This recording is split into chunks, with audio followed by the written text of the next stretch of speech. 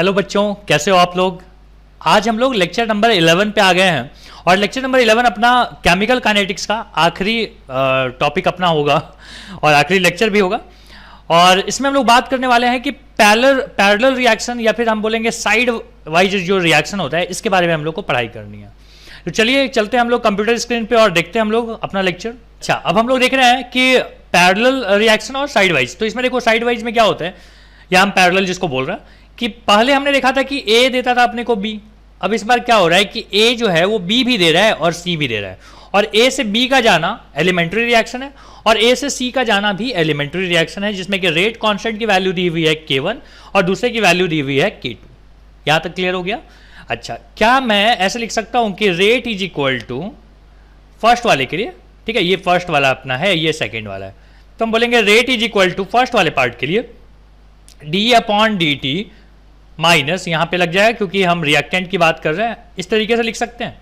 अच्छा, अगर मैं रेट 2 की बात करूं, सेकेंड वाले की बात करूं, तो क्या आ जाएगा minus D upon D T, और साथ में क्या आ जाएगा, यहां पे भी ए आ जाएगा। अगर मैं बात करूं कि टोटल या नेट रेट, ठीक है, या नेट रेट की बात करूं, तो क्या हम बोल सकते हैं कि भाई रेट 1 इज प्लस रेट 2 हो जाएगा।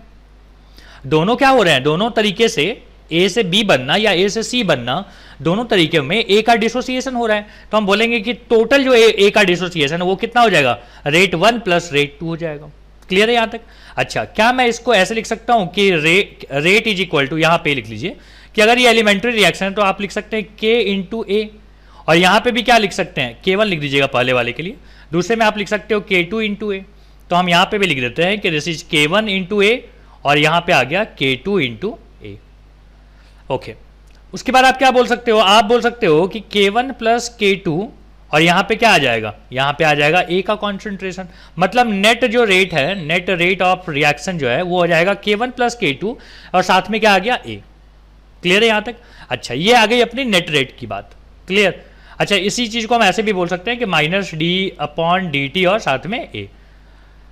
ठीक है, स्टोइचियोमेट्री कितना है, वो ए का 1 है, इसलिए 1 अपॉन 1 आपको दिख नहीं रहा होगा। ओके, अब हम बात करें अगर हाफ लाइफ की, तो देखो हाफ लाइफ की अगर बात करें तो हम बोलेंगे हाफ लाइफ में भी यही चीज हो रहा होगा कि ए जो है बी दे रहा होगा और ए जो है वो सी भी बन रहा होगा, तो हम बोलेंगे हाफ लाइफ, क्या कौन सा हाफ लाइफ, हम बोलेंगे इफेक्टिव मतलब नेट, ये कितना हो जाएगा, तो हम बोलेंगे this is equal to 0.693 upon K net. K net मतलब क्या हो गया, K1 प्लस K2, लिख सकते हैं ऐसा।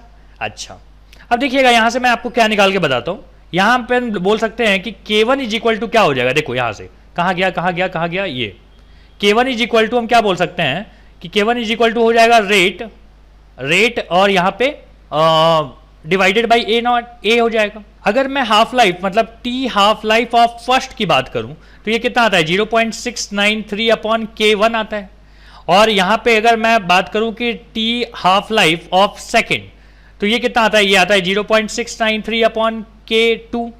क्या मैं यहां से K1 और K2 के वैल्यू यहां पे पुट कर सकता हूं, पुट करके देखते हैं। 0.693 और K1 की वैल्यू कितनी आ जाएगी, 0.693 अपॉन टी हाफ किसका, 1 का, और यहां पे क्या आ जाएगा 0.693 अपॉन टी हाफ किसका, सेकेंड वाले का।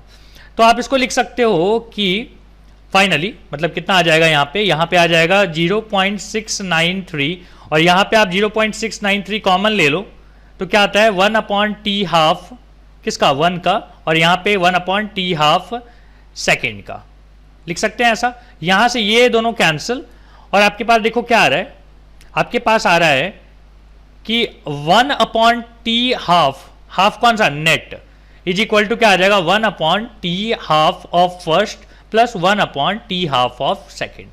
तो ये रिलेशन भी ना आपको एक ध्यान रखना पड़ जाएगा कि भाई अगर पैरेलल रिएक्शन है तो आप ऐसा लिख सकते हो। क्लियर हो गया ये बात। अच्छा, अब अपन बात कर रहे हैं कि इफेक्टिव एक्टिवेशन एनर्जी की, यहां तक लिख लिया आपने, चलो यहां तक लिख लो। अब हम लोग जो बात कर रहे हैं वो है कि इफेक्टिव एक्टिवेशन एनर्जी कि ऐसे सिनेरियो में एक्टिवेशन एनर्जी कितनी हो जाएगी उसकी बात चल रही है। तो मुझे बताइए कि K इफेक्टिव जो होता है, K इफेक्टिव वो हमने क्या देखा कि K1 प्लस K2 होता है। अच्छा, अब आर्हेनियस इक्वेशन देखिए, आरहेनियस इक्वेशन अपने को क्या बताता है, ये बताता है कि k इज इक्वल टू ए, और क्या बताता है, e पे power minus E A upon R T. अब आपको यहां पे क्या करना है, k इफेक्टिव की बात करनी है। k effective is equal to क्या हो जाएगा, a e पे power minus E A upon R T. k effective का मतलब क्या हो गया, k1 प्लस k2। तो हम बोल सकते हैं k1 plus k2 is equal to a e पे power minus E A upon R T. अब आप यहां से ई ए की वैल्यू निकालना चाहते हो, तो बताइए क्या करेंगे। इसको पहले मैं नीचे लेके चला जाता हूँ, k1 plus k2 upon a आ जाएगा, और यहाँ आ गया e, और e पे power minus E A upon R T. अगर आप दोनों तरफ log ले लो तो क्या आ जाएगा, ln। ln समझ में आता है ना, ln क्या होता है, log बेस क्या, e। अच्छा, तो आप ऐसा लिख सकते हो, and this is equal to हो जाएगा minus E A upon R T, और यहाँ पे क्या बात हो जाएगी, यहाँ पे हो जाएगी log e। ठीक है, log e लिखिए या ln e लिखिए, तो ये दोनों यहाँ से कैंसिल होके यहाँ पे 1 आता है। अब आप देखो, अगर ये माइनस को हटाना है तो आप क्या करोगे, क्या आप लिख दोगे ln a upon k1 plus k2। ठीक है, तो यहाँ पे क्या आ जाएगा, यहाँ पे माइनस आ जाएगा, और यहाँ का जो माइनस है अब यहाँ पे कैंसिल हो जाएगा। सो नाउ फाइनली अपने पास आ रहा है कि ई ए इफेक्टिव, कौन सा, effective activation energy is equal to क्या आ गया, तो हम बोलेंगे यहाँ पे आ जाएगा आर टी, और यहाँ आ गया ln a upon k1 plus k2। Clear है ये चीज, समझ में आ गई आपको बात। अच्छा, अगर आप यहीं पे ये लेना चाहो कि भाई हम लेना चाहेंगे log, तो क्या आ जाएगा, तो हम बोलेंगे कि log 10, और यहाँ आ गया a और k1 प्लस k2, और साथ में क्या आ जाएगा नीचे में, और इधर क्या आ जाएगा 2.303। तो आप चाहो तो इस फॉर्मूला को भी याद रख सकते हो, बहुत सारे रिलेशन बनेंगे, मैं एक एक करके सब आपको बताता हूँ। अच्छा, यहाँ तक बात समझ में आ गई। आपने अभी अभी क्या देखा, मैं फिर से आपको बता रहा हूँ, एक दूसरा रिलेशन हम लोग यहाँ पे स्टैब्लिश कर रहे हैं कि k इज इक्वल टू होता है a e पे power minus E A upon R T, और हम यहाँ पे k1 की वैल्यू की अगर बात करें तो k1 कितनी आ जाएगी, हम बोलेंगे a1 e पे पावर ई a1 अपॉन आर टी, और k2 की अगर बात करें तो हम बोलेंगे a2 e पे पावर ई a2 अपॉन आर टी। ऐसे ही चलेगा। तो क्या हम k इफेक्टिव के जगह पे ये लिख सकते हैं k1 plus k2। k effective ये क्या हो गया, यहाँ पे अपन बात कर रहे थे इफेक्टिव, है ना, तो हम बोलेंगे k effective is equal to, यहाँ पे लिख देता हूँ a1 प्लस a1 e पे power minus E A upon R T plus a2 e पे power minus E A upon R T. यहाँ पे सेकेंड वाला हो गया EA1, यहाँ पे EA1 और यहाँ पे EA2। तो ये हो गया k इफेक्टिव की वैल्यू, ये भी हम इसको भी याद रख सकते हैं। इसको आप k इफेक्टिव की जगह पे लिख सकते हैं कि a e पे power E A upon R T लिख सकते हो। यहाँ पे क्या आ गया a1 e पे power EA1 upon R T, और यहाँ पे आ गया EA2 e पे power minus EA2 upon R T. समझ रहा है ना ये चीज कैसे चल रही है। अच्छा, अगर आप चाहो यहाँ पे तो हम क्या करेंगे ना, डिफरेंशिएट कर देंगे इसको with respect to temperature T। तो यहाँ लिख देता हूँ कि differentiate with respect to temperature T। T के टेम्परेचर में अगर हम इसको, मतलब T के रिस्पेक्ट में अगर हम इसको डिफरेंशिएट करें तो देखो क्या बन जाएगा। हम बोलेंगे ये हो गया, ये A क्या है, ये है इफेक्टिव, है ना, तो हम बोलेंगे A इफेक्टिव, और E पे पावर समथिंग का डिफरेंशिएशन क्या होता है, E पे पावर समथिंग, और इसका डिफरेंशिएशन क्या आ जाएगा, समथिंग का डिफरेंशिएशन क्या आ जाएगा, तो हम बोलेंगे यहाँ पे आ जाएगा EA अपॉन R, और माइनस माइनस क्या हो जाएगा, प्लस यहाँ पे आ जाएगा T²। क्लियर है ये चीज। अच्छा, यहाँ पे क्या आ जाएगा, तो यहाँ पे आ जाएगा दूसरे वाले को देखो, यहाँ पे आ जाएगा A1 e पे power minus EA1 upon R T, और साथ में आ गया EA अपॉन RT², और यहाँ पे भी क्या आ जाएगा बेटा A2 e पे पावर माइनस EA2 और अपॉन RT, और यहाँ पे क्या आ जाएगा, यहाँ आ जाएगा EA अपॉन RT का स्क्वायर। अच्छा, ये पोर्शन और ये पोर्शन यहाँ पे कैंसिल हो जाएंगे। अच्छा, ये पूरा नहीं, EA1 यहाँ पे कैंसिल नहीं हो रहा है, ये सब बचा हुआ है, ये देखो ये वाला पार्ट बचा हुआ है, समझ रहे हो, नीचे का खाली RT² कैंसिल हो रहा है। अब आप बताओ कि A1 E पे पावर E1 A, ये वाला पार्ट, ये देखो, ये क्या ये जो हमने सर्कल बनाया क्या ये K1 कहलाएगा? बिल्कुल। और यहां पे क्या आ गया साथ में? EA1, EA1। EA1 है कि इफेक्टिव है? यहां पे इफेक्टिव है, ठीक है, यहां पे 1 है और यहां पे 2 है, तो हम बोलेंगे K1A effective is equal to क्या हो जाएगा? तो हम बोलेंगे अगेन, देखो इसको देख के आपको क्या लग रहा है कि क्या ये, अच्छा ये वाला K इफेक्टिव है, ओके ओके, ये K इफेक्टिव है और यहां पे क्या है, क्या ये K1 है? तो हम बोलेंगे हाँ जी K1 है, और साथ में क्या आ गया? EA1, और दूसरी बार में क्या आ जाएगा? K2 EA2।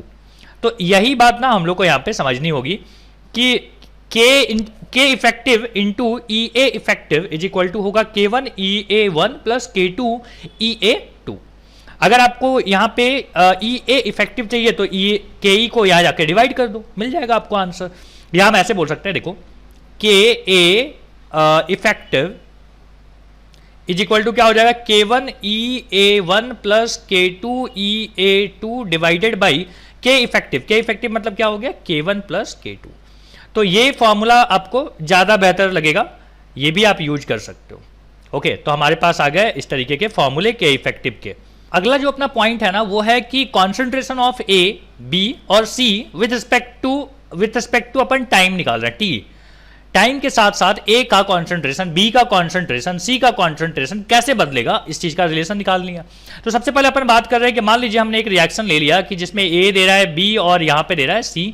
यहां पे जो रेट कांस्टेंट है K1 और K2 जैसा हमने लिया हुआ था पहले, वही है। तो हम बोल रहे हैं कि रेट इज इक्वल टू क्या हो जाएगा? रेट इज इक्वल टू हो जाएगा K1A और साथ में प्लस में आ जाएगा क्या? K2A। ये तो आपने देखा था। रेट इज इक्वल टू क्या होता है? हम बोलेंगे माइनस DA अपॉन DT होता है। और यहां क्या आ जाएगा? यहां आ जाएगा K1 प्लस K2 और साथ में आ गया कॉन्सेंट्रेशन ऑफ A। क्या हम इसको अरेंज कर लें? इधर से रीअरेंज अगर करेंगे तो ये इस तरीके से दिखाई देगा। क्या आ जाएगा यहां पे? K1 प्लस K2 और साथ में आ गया DT। अब आप अगर इंटीग्रेशन लगाओ, माइनस साइन छूट गया था, चलो इंटीग्रेशन लगाएं तो हम बोलेंगे इनिशियल कॉन्सेंट्रेशन को A0 बोल देते हैं और यहां पे बोल दिया हमने AT, ठीक है, और टाइम को बोल दिया 0 और यहां से बोल दिया T। तो यहां पे क्या आ जाएगा? यहां पे आ जाएगा नेगेटिव ऑफ ln A, और A पे पावर क्या आ जाएगा बेटा? यहां पे आ जाएगा AT और यहां पे आ जाएगा A0 इज इक्वल टू क्या आ गया? K1 प्लस K2 और साथ में आ जाएगा T माइनस 0 भी लिख सकते थे, अगली बार में T लिख देना। अच्छा, यहां पे अब देखो, क्या मैं इसको इस तरीके से लिख सकता हूं? ln A0 upon AT। क्यों? माइनस आ जाएगा तो उल्टा हो जाएगा, पता है ना ये नियम। अच्छा, इज इक्वल टू क्या आ गया? K1 प्लस K2 और साथ में क्या आ गया? T। क्या हम यहां से A0 की वैल्यू या आप क्या करोगे? एक काम करते हैं, माइनस को रहने देते हैं, ठीक है। माइनस अगर रहेगा तो यहां पे आ जाएगा AT और यहां आ जाएगा A0। ओके, तो मैं यहां पे क्या कर रहा हूं? यहां लिख रहा हूं, यहां पे अपन बोलेंगे कि नेगेटिव साइन को हटा दिया ना मैंने, नेगेटिव हट गया, हाँ। अब आप बोल सकते हो कि AT upon A0 is equal to हो जाएगा E पे पावर क्या? K1 प्लस K2 और साथ में क्या? T। बोल सकते हैं माइनस का कोई गलती तो नहीं हुआ, देख लो एक बार। माइनस था तो हमने बोला कि भाई 8, हाँ सही चल रहा है। माइनस को आप इधर भेज चुके हो, ओके। माइनस यहाँ पे आ गया एंड अब सब सही है, हाँ। तो माइनस को यहीं रहने दीजिए यहाँ पे। तो हम अब आपके पास क्या आ गया? AT मतलब concentration of A at T is equal to क्या आ गया? A0 E पे power minus K1 plus K2 और यहां पे आ गया T। तो ये फॉर्मूला आपको क्या देता है कि concentration of A at time T। आइए अब हम लोग बात कर लेते हैं कि B का कॉन्सेंट्रेशन कैसे बताएंगे। तो हम बोलेंगे कि देखिए, रेट लिखने का ये भी तो एक तरीका है कि dB upon dt is equal to K, और मतलब यहां पे आप लिख देंगे K1A, क्योंकि यहां पे देखो रिएक्शन ऐसा था ना, A से B फिर B से C। तो हम बोलेंगे कि और यहां पे था K1, यहां पे था K2। तो हम बोलेंगे भाई B का ये जो रिएक्शन है, ये रिएक्शन के लिए हम ये लिख सकते हैं, लिख दिया हमने। तो क्या आप यहां से ये कब हो रहा है? ये T समय पे हो रहा है, एट टाइम T। हम बोल रहे हैं एट टाइम T A का कॉन्सेंट्रेशन तो हमको पता है अभी कितना होता है। तो हम बोलेंगे कि A का कॉन्सेंट्रेशन कितना हो जाएगा? देखो हमने यहां पे लिख रखा है, हम बोल रहे हैं dB upon dt is equal to K, और यहां आ जाएगा A, देखो यहां पे था लिखा हुआ, कहां गया?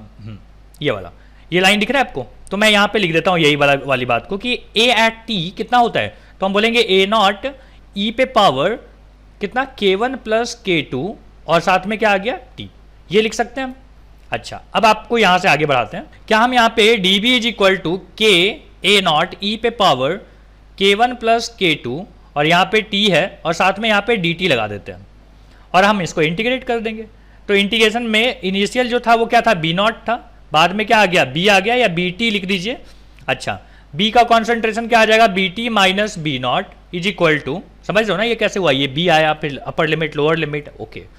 k a नॉट ई पे पावर समथिंग है, ई पे पावर समथिंग का इंटीग्रेशन क्या होता है, ई पे पावर समथिंग ही होता है, माइनस साइन यहाँ आ जाएगा, तो ई पे power minus k1 plus k2 और साथ में t, लेकिन यहाँ पे जो है वो चीज़ नीचे आ जाएगा t के साथ, नीचे कैसा आएगा, यहाँ पे आएगा k1 प्लस k2, ओके। तो ये कहानी चल रही है। सो अब आप क्या लिख सकते हो, दिस मीन्स कि B at time t is equal to B naught minus k a naught E पे power k1 plus k2 t upon k1 plus k2, बोलो ऐसे लिख सकते हैं हम लोग।